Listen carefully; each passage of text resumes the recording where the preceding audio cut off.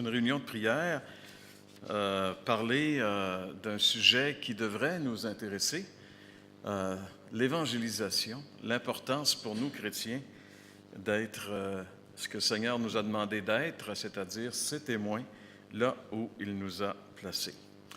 Et je ne sais pas si vous vous en rendez compte, mais le monde dans lequel nous vivons est en train de changer radicalement.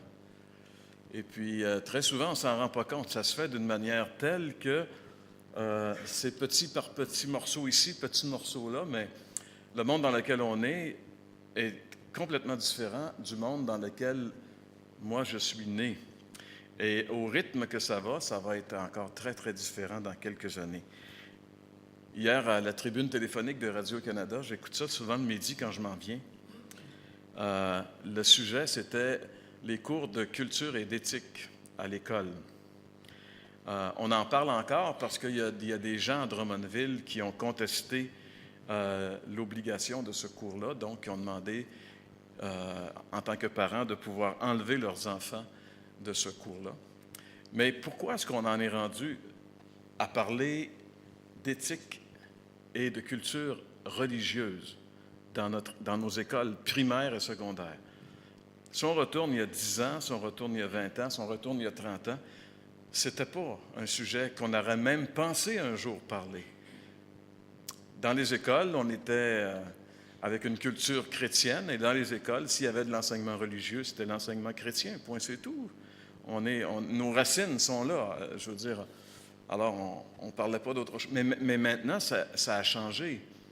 Ça a drôlement changé, parce que là, on va dire à nos petits-enfants qui vont à l'école, on va essayer de leur faire comprendre les différentes religions, puis leur donner des notions des différentes religions. Il y a un philosophe français qui dit que de vouloir demander à nos petits-enfants de comprendre la culture et l'éthique des différentes religions, c'est comme demander à un enfant qui ne possède pas encore sa langue maternelle de comprendre 9 langues étrangères. Philosophiquement, c'est quand même complètement aberrant. Mais pourquoi est-ce qu'on en est rendu là? Pourquoi est-ce qu'on discute de ça? Pourquoi est-ce qu'on est en train, dans notre société, de remettre en question des choses qui, normalement, étaient comme acquises? Aujourd'hui, dans la chronique téléphonique, la tribune téléphonique de Radio-Canada, le sujet, c'était le voile islamique. On revient avec ça, on a déjà discuté, mais là, on revient, ça refait surface dans notre société. Comment ça se fait que nous, au Québec, mangeurs de bines et de soupe aux pois, on est obligé de parler à la radio et d'être pris avec le voile islamique? Non, mais comment ça se fait que c'est un sujet brûlant, des sujets qui se retrouvent devant les tribunaux et qui prennent d'assaut nos médias et notre vie? Pourquoi est-ce qu'on est en train de remettre aujourd'hui notre propre culture? C'est une question qu'on devrait se poser. Pourquoi est-ce qu'aujourd'hui, nous, Québécois, on est en train de remettre en question notre culture? Eh bien, c'est parce qu'il y a une force qui est en train de nous envahir. Une force qui travaille pour atteindre son but, et le but de cette force, c'est la domination mondiale, rien de moins. Il y a présentement une force d'évangélisation qui défie les chrétiens. Et ce bulldozer religieux, c'est l'islam. On assiste présentement à la déchristianisation du monde occidental. Toute notre culture, toute notre façon de penser, notre façon de faire, notre tolérance envers les autres, tout ça vient de notre héritage chrétien. Tout ça vient du christianisme. Le christianisme a fait sortir la société du barbarisme pour l'amener là où il est rendu. Et aujourd'hui, qu'est-ce qu'on fait? Aujourd'hui, on veut se débarrasser des valeurs chrétiennes. Et c'est drôle parce que personne ne semble s'alarmer. Ça se passe sous nos yeux, ça se passe... Puis c'est comme si tout est beau, tout est correct, il n'y a pas de problème. On peut-tu vous aider à se débarrasser de nos affaires, de nos croyances? Vous savez, le premier ministre de l'Australie a passé une loi dans son pays. Il dit à tous les étrangers qui veulent venir immigrer dans son pays, vous êtes les bienvenus. Mais il dit, nous autres, on est une société avec un arrière-plan chrétien. On a des valeurs chrétiennes et on a des symboles chrétiens. Si ça vous plaît, venez, vous êtes bienvenus. Si ça ne vous plaît pas, restez chez vous. Et ça, c'est le premier ministre de l'Australie qui a fait ça, parce qu'il est bien conscient que ce qui se passe présentement dans le monde, c'est que on est en train d'aider ceux qui veulent nous déchristianiser à nous déchristianiser. Mais quand les turbans vont dominer, vous allez voir, il va être trop tard. Quand ça va être les turbans qui vont nous mener, les mollahs, il va être trop tard pour réagir. Puis si vous croyez que ça n'arrivera pas, puis si vous croyez que c'est encore bien, bien loin, bien, je vais vous présenter un petit film maintenant qui dure 7 minutes.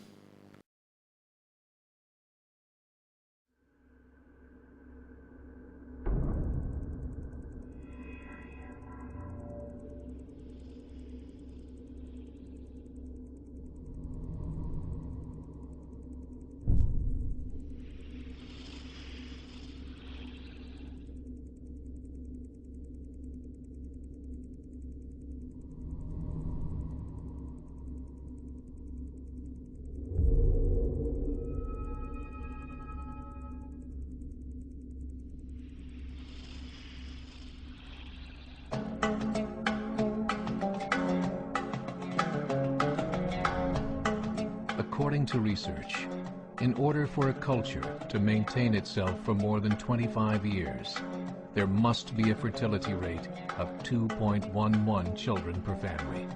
With anything less, the culture will decline. Historically, no culture has ever reversed a 1.9 fertility rate. A rate of 1.3, impossible to reverse, because it would take 80 to 100 years to correct itself. And there is no economic model that can sustain a culture during that time. In other words, if 2 sets of parents each have 1 child, there are half as many children as parents. If those children have 1 child, then there are 1/4 as many grandchildren as grandparents. If only 1 million babies are born in 2006, it's hard to have 2 million adults enter the workforce in 2026. As the population shrinks, so does the culture. As of 2007, the fertility rate in France was 1.8, England 1.6, Greece 1.3, Germany 1.3, Italy 1.2, Spain 1.1. Across the entire European Union of 31 countries, the fertility is a mere 1.38. Historical research tells us these numbers are impossible to reverse. In a matter of years, Europe as we know it will cease to exist. Yet the population of Europe is not declining. Why? Immigration. Islamic immigration. Of all population growth in Europe since 1990, 90% has been Islamic immigration. France, 1.8 children per family. Muslims, 8.1. In southern France, traditionally one of the most populated church regions in the world, there are now more mosques than churches. 30% of children ages 20 and younger are Islamic. In the larger cities such as Nice, Marseille, and Paris, that number has grown to 45%. By 2027, 1 in 5 Frenchmen will be Muslim. In just 39 years, France will be an Islamic republic. In the last 30 years, the Muslim population of Great Britain rose from 82,000 to 2.5 million, a 30-fold increase. There are over 1,000 mosques, many of them former churches. In the Netherlands, 50% of all newborns are Muslim, and in only 15 years, half of the population of the Netherlands will be Muslim. In Russia, there are over 23 million Muslims. That's 1 out of 5 Russians. 40% of the entire Russian army will be Islamic in just a few short years. Currently in Belgium, 25% of the population and 50% of all newborns are Muslim. The government of Belgium has stated 1/3 of all European children will be born to Muslim families by 2025, just 17 years away. The German government, the first to talk about this publicly, recently released a statement saying, "The fall in the German population can no longer be stopped. Its downward spiral is no longer reversible. It will be a Muslim state by the year 2050. Muammar al-Gaddafi of Libya said, "There are signs that Allah will grant victory to Islam in Europe, without swords, without guns, without conquest. We don't need terrorists. We don't need homicide bombers. The 50+ million Muslims in Europe will turn it into a Muslim continent within a few decades." There are currently 52 million Muslims in Europe. The German government said that number is expected to double in the next 20 years to 104 million. Closer to home, the numbers tell a similar story. Right now, Canada's fertility rate is 1.6, nearly a full point below what is required to sustain a culture. And Islam is now the fastest growing religion. Between 2001 and 2006, Canada's population increased by 1.6 million, 1.2 of those immigration. In the United States, the current fertility rate of American citizens is 1.6. With the influx of the Latino nations, the rate increases to 2.11, the bare minimum required to sustain a culture. In 1970, there were 100,000 Muslims in America. Today, there are over 9 million. The world is changing. It's time to wake up. 3 years ago, a meeting of 24 Islamic organizations was held in Chicago. The transcripts of that meeting showed in detail their plans to evangelize America through journalism, politics, education, and more. They said, "We must prepare ourselves for the reality that in 30 years, there will be 50 million Muslims living in America. The world that we live in is not the world in which our children and grandchildren will live." The Catholic Church recently reported that Islam has just surpassed their membership numbers. Some studies show that at Islam's current rate of growth, in 5 to 7 years, it will be the dominant religion of the world. As believers, we call upon you to join the effort to share the gospel message with the changing world.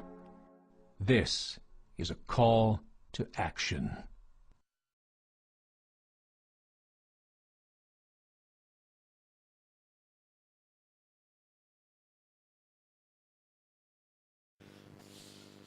Je ne sais pas si vous avez pu quand même comprendre l'essentiel de ce qu'il y avait dans cette vidéo.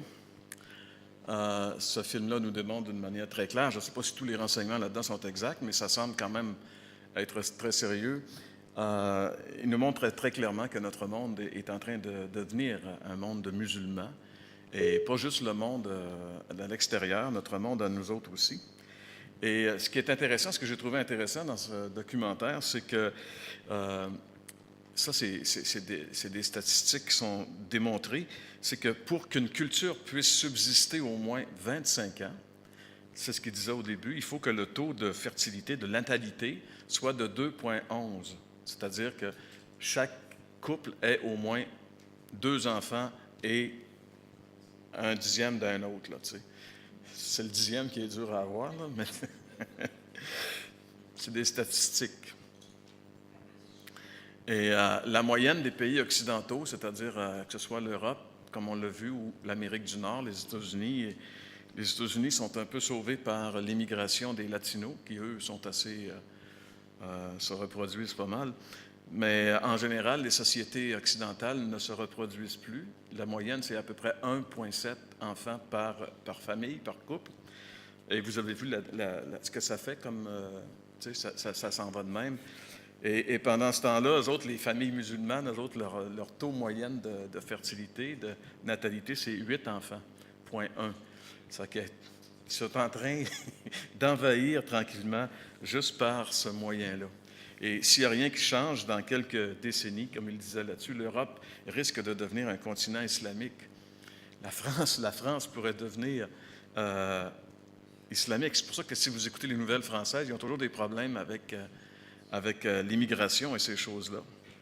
Dans 20 ans, il disait qu'il y aurait 104 millions de musulmans en Europe.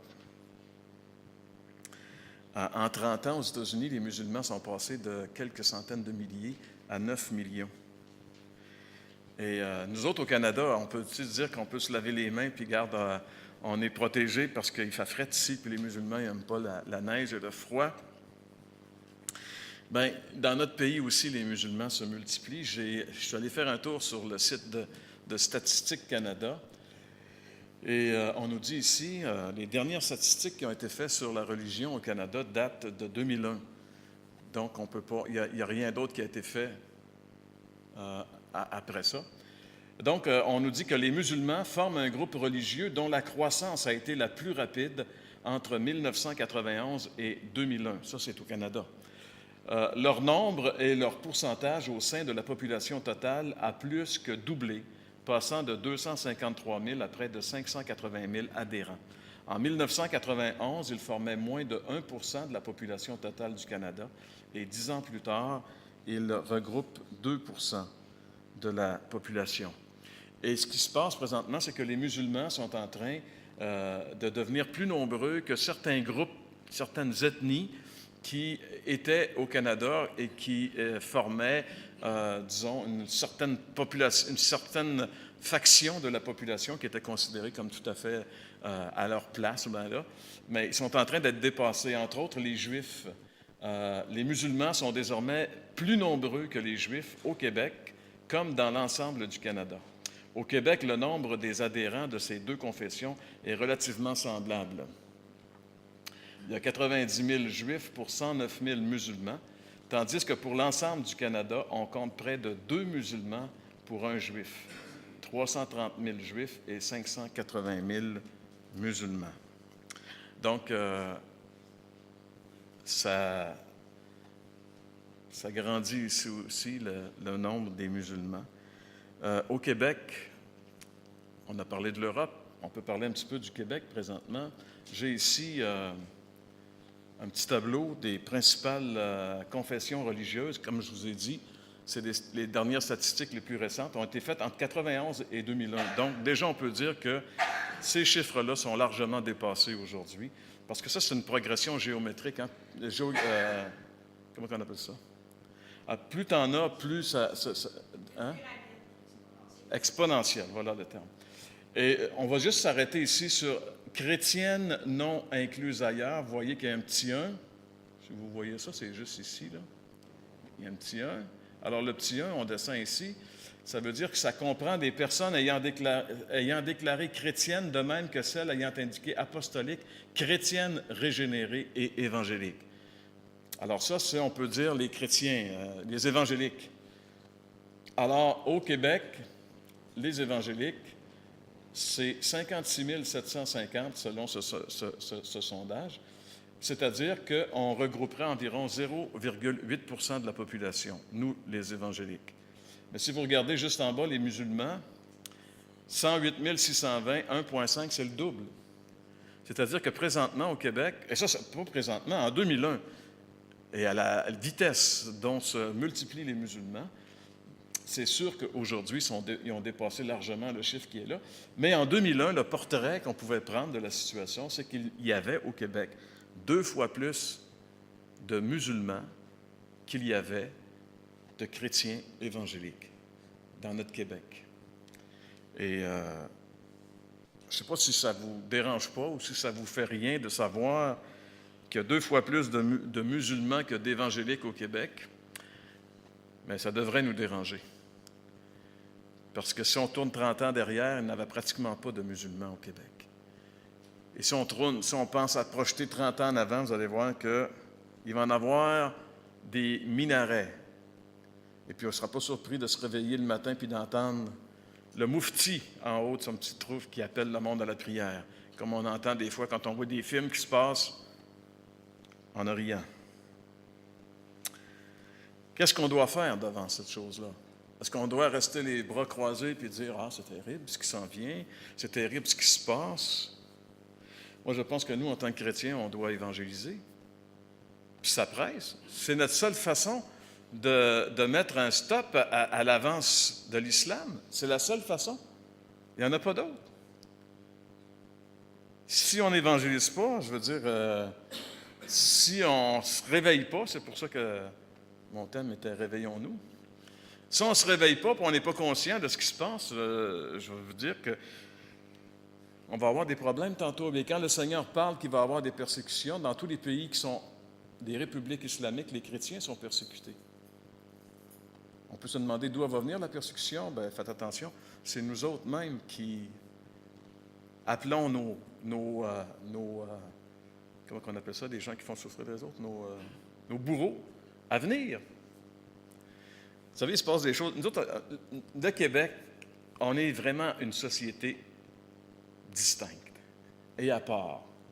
On a un système de santé avec lequel on a énormément de difficultés.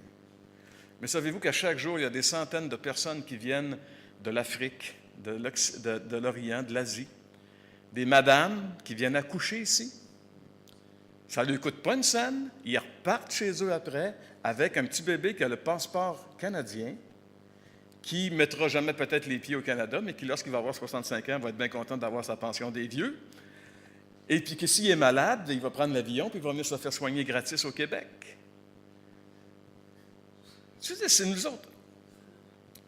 On est incroyable comment on a les bras ouverts puis qu'on est prêt. Puis moi, je trouve que c'est bien, c'est beau, c'est une belle qualité. Le Seigneur l'a dit, il faut accueillir l'étranger. Mais attention, pas au détriment de nos valeurs, pas au détriment de ce que nous croyons. Et c'est pour ça que moi, j'aimerais mieux vivre en Australie, peut-être présentement avec un président australien, que nos dirigeants laxistes qui, au lieu de faire respecter notre culture et notre croyance en général, on est prêt à faire tous les compromis possibles. Dimanche dernier, on était en train d'étudier le retour de Jésus. On était dans la dernière phase de ce merveilleux sermon du Seigneur qu'on appelle le sermon du Mont des Oliviers. Et on a vu d'une manière très claire que le Seigneur, qu'est-ce qu'il dit à la fin de ce sermon? Il dit aux chrétiens de ne pas s'endormir. Veillez, soyez vigilants. Restez à votre poste et faites ce que vous avez à faire. Qu'est-ce qu'on a à faire? Bien, je pense qu'il va falloir qu'on arrête de laisser les musulmans faire notre job. Nous, on a décidé qu'on n'évangélisait plus, puis on va dire des musulmans, faites notre job. Convertissez les gens à votre religion. Nous autres, on n'en fait plus d'évangélisation. Alors, faites-en, vous autres. Je pense que le Seigneur dit, wow, arrêtez ça. Faites votre job. Laissez pas les musulmans faire votre job. C'est quoi notre job?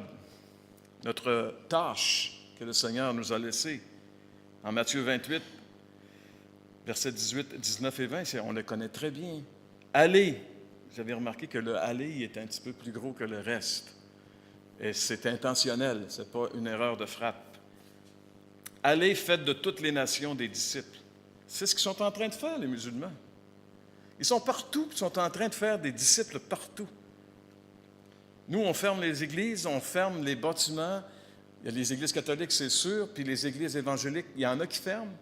Puis pendant ce temps-là, ils poussent un peu partout des mosquées. Alors que ça devrait être le contraire. C'est les mosquées qui devraient fermer, puis c'est les églises qui devraient pousser, les lieux de culte chrétiens. Allez, faites de toutes les nations des disciples, les baptisant au nom du Père, du Fils et du Saint-Esprit, et enseignez-leur à observer tout ce que je vous ai prescrit. Voici, je suis avec vous tous les jours, jusqu'à la fin du monde. Ce verset, on l'a souvent appelé la grande commission du Seigneur, le grand commandement du Seigneur.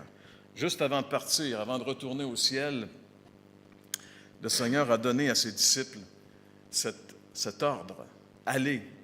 remarquez qu'il est avec un Z, donc c'est un impératif. Ce n'est pas une option. Ce n'est pas une suggestion. Ce serait tellement gentil de votre part si vous alliez. Non, non, non, c'est allez. Allez, faites de toutes les nations des disciples. Allez évangéliser. Et le Seigneur, il dit, vous ne serez jamais tout seul si vous évangélisez.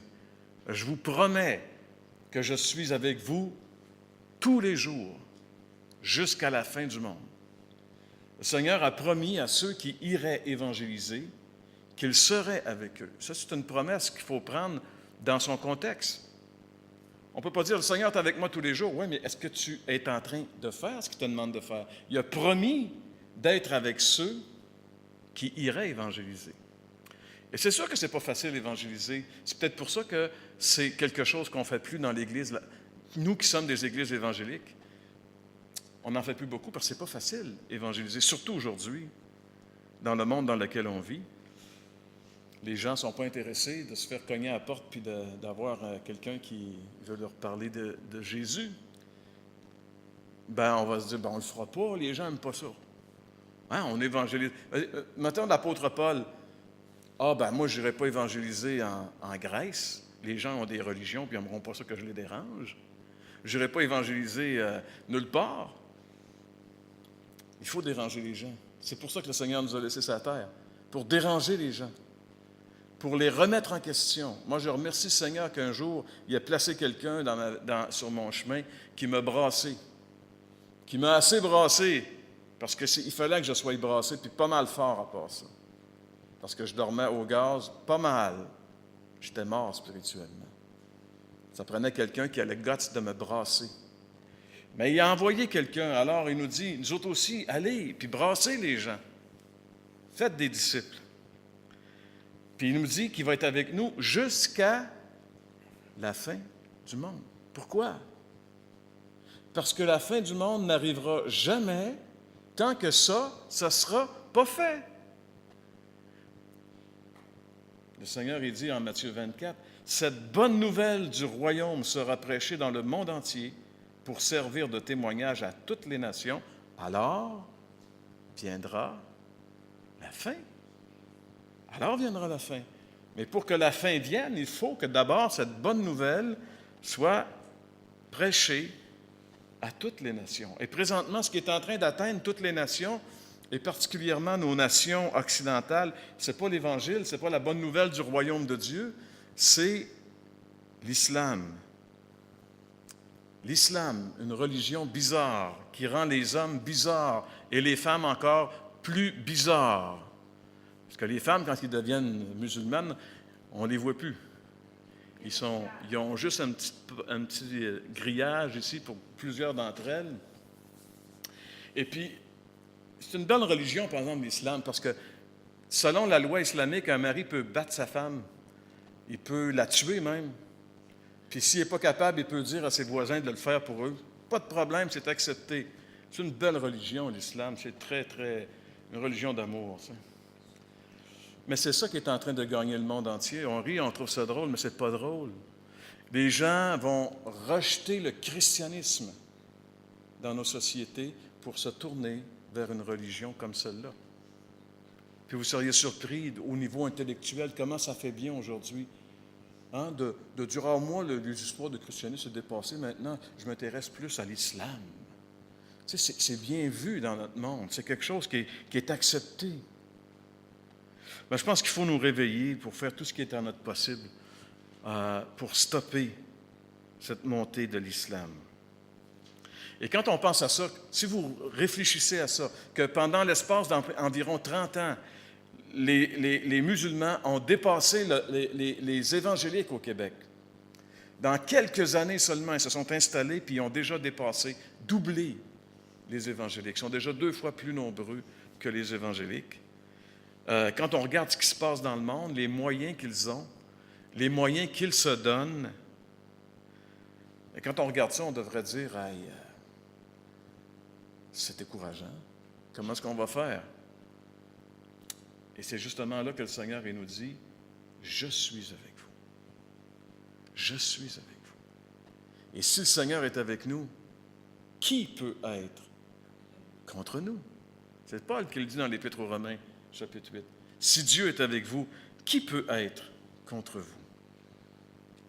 Eh bien, le Seigneur est avec nous autres. Mais c'est à nous de le croire, puis à un moment donné, de faire ce qu'on a à faire. Qu'est-ce que ce soir, c'est une réunion de prière, puis on va passer du temps en prière. Puis la semaine dernière, on a eu une soirée de prière bien spéciale parce qu'on avait uniquement comme sujet de prière l'action de grâce. Et ce soir, j'aimerais qu'on ait encore une autre soirée de prière bien spéciale et qu'on ait encore un sujet, mais que cette fois-ci, notre sujet soit l'évangélisation. Et que ce soit aussi comment je me perçois dans ce que le Seigneur m'a demandé. Est-ce que je fais ce que le Seigneur m'a demandé de faire? Qu'est-ce que je peux faire concrètement, personnellement, pour la cause de l'Évangile? J'ai pensé à des petites affaires à vous présenter. L'opération André. André, c'est le frère de qui? Hein? De Pierre. Est-ce que vous connaissez beaucoup André? Est-ce qu'on parle beaucoup d'André dans le Nouveau Testament, dans les Évangiles? Pas tellement. Est-ce qu'on parle beaucoup de Pierre? Ben oui. Mais c'est qui a emmené Pierre au Seigneur? C'est qui a conduit Pierre pour qu'il rencontre Jésus et qu'il devienne son sauveur? C'est André, son petit frère. Et c'est pour ça qu'on appelle ça l'opération André. C'est de choisir une personne qui peut être dans notre entourage et de prier pour cette personne et de témoigner à cette personne. Qui d'entre nous ce soir ne peut pas faire ça? Qui dit, moi là, je ne peux pas faire ça? Je ne peux pas, moi, prier pour une personne puis demander au Seigneur qu'il m'ouvre la porte pour lui parler du Seigneur. Qui ne peut pas faire ça? Il n'y a pas personne qui ne peut pas faire ça. On peut tous le faire. Pourquoi on ne le fait pas? Il y en a qui le font, mais on devrait le faire. On peut le faire. Distribuer de la littérature dans mon quartier. Bon, c'est pas dur, ça. Il fait beau, tu prends une petite marche, puis tu distribues des traités dans les boîtes aux lettres ou de la littérature chrétienne. N'importe qui peut faire ça. Ça fait même un bon exercice. M'intéresser davantage à la mission. Le Seigneur nous a dit, allez, faites de toutes les nations des disciples. En tant que chrétiens, on devrait s'intéresser. Les musulmans s'intéressent. Les musulmans sont tous pris avec cette idée qu'ils doivent envahir le monde avec leurs pensées, leur religion. Et ils travaillent pour ça. Et nous, on devrait développer cette même pensée, mais pour le Seigneur, répandre l'Évangile. C'est sûr que je ne pense pas que parmi nous, le Seigneur il va en envoyer en Asie du Sud-Est, peut-être. Mais il n'y a rien qui nous empêche de prier, de s'intéresser, de donner de notre argent pour soutenir les missionnaires. Et puis avant d'aller s'intéresser peut-être à l'Afrique ou à l'Asie du Sud-Est, pourquoi pas prier pour ma rue? On peut prier pour notre rue. Surtout si vous restez dans une rue comme Normand puis Jeanne. Hein? C'est pas dur. C'est pas fatigant. Non, mais quand je dis prier pour ma rue, c'est avoir à cœur l'intérêt spirituel de nos voisins, des gens qui vivent autour de nous, sur notre propre rue. Après ça, pour notre ville, s'intéresser au bien-être spirituel de notre ville. Le Seigneur dit, faites des disciples dans toutes les nations. Ça veut dire, faites des disciples à Sorel-Tracy. Ma province, le Québec, notre province qui n'arrête pas de devenir de plus en plus ténébreuse, qui s'enfonce dans le péché, dans les ténèbres. Notre province a besoin de lumière. Notre province est pour notre pays. Notre pays qui est en train de changer complètement de face. Le Canada ne sera plus jamais ce qu'il a été. Très bientôt, le Canada ne sera plus un pays dont la religion première est le christianisme. Ça l'est encore, mais ça s'en va rapidement. Soutenir financièrement la mission. On investit beaucoup dans nos petites bébelles, dans nos petites affaires. Il faudrait investir aussi notre argent dans la mission pour que l'Évangile se répande, pour essayer d'endiguer et d'arrêter l'islam. Et j'ai marqué aussi trouver des moyens en assemblée pour rejoindre les gens avec l'Évangile. Tu sais, on en parle, on en prie, mais il va falloir à un moment donné trouver des choses. Arriver pour trouver... Tu sais, on est une assemblée qui évangélisait. Moi, je me rappelle, des premiers temps, j'étais ici. On partait des soirs, des petites équipes, puis on allait faire de l'évangélisation. Il y a quelques années, on allait le dimanche après-midi dans les parcs. On allait, on faisait de l'évangélisation, on jouait de la guitare, on chantait, les gens venaient, on parlait. Mais là, on ne fait plus rien. Motte. Puis c'est pour ça qu'on existe. Il faudrait... Tu sais, il y a tellement de choses qu'on peut faire si on se fait juste réfléchir un petit peu à ce que le Seigneur veut de nous. Et puis là, je vais arriver à ma conclusion avec des questions, juste des questions. C'est quand la dernière fois que je suis sorti de chez moi spécifiquement pour aller évangéliser? C'est quand la dernière fois là, que j'ai parti de chez nous dans le seul but d'aller évangéliser? Depuis combien de temps j'ai parlé de l'Évangile avec quelqu'un? Est-ce que je fais tout ce que je peux pour faire avancer la cause de l'Évangile? Est-ce qu'on est vraiment conscient du danger qui nous guette si on n'évangélise pas? Est-ce que je serais prêt à me joindre à une équipe d'évangélisation de mon assemblée? Est-ce que je serais prêt ce soir, en priant, à demander au Seigneur qu'il me réveille vraiment concernant ma participation à l'évangélisation? Et finalement, est-ce qu'on pourrait consacrer 30 minutes ce soir? Les 30 prochaines minutes. Est-ce qu'on pourrait les consacrer essentiellement en assemblée, en priant pour l'évangélisation? En priant que le Seigneur nous ouvre les yeux sur l'urgence de la mission qu'il nous a confiée. Vous savez, quand je vous parle de ça, je me mets dans la gang, moi aussi. Moi aussi, je dors au gaz dans les derniers temps en ce qui concerne l'évangélisation. C'est sûr que je vais à la télévision et que je peux rejoindre des milliers de gens, mais les gens autour de moi, qu'est-ce que je fais? Je me remets moi-même en question face à ça. L'évangélisation, ce n'est pas juste quelque chose qu'on fait, c'est une manière d'être. C'est une façon d'exister. Et un des plus beaux modèles là-dedans, on l'a eu, nous autres, les chrétiens de Sorel, c'était M. Lacombe. Il ne pouvait jamais, jamais rencontrer une personne sans y parler de Jésus. Et des fois, je pense à lui parce que moi, je rencontre énormément de gens puis je ne leur parle même pas de Jésus. Et je me dis, wow, je ne suis pas dans la gang, il faut que je me replace. Ma raison d'être, c'est de parler de Jésus. Si moi, je n'en parle pas, qui va en parler? Si nous, on n'en parle pas, qui va en parler de Jésus aux gens de Sorel-Tracy? Et quand les musulmans vont débarquer ici, parce que cassez-vous pas la tête, ils s'en viennent. Quand ils vont débarquer, vous allez voir qu'eux, ils ne se gêneront pas pour parler. Et vous allez être surpris de voir le paysage sorellois changer. Ça va arriver.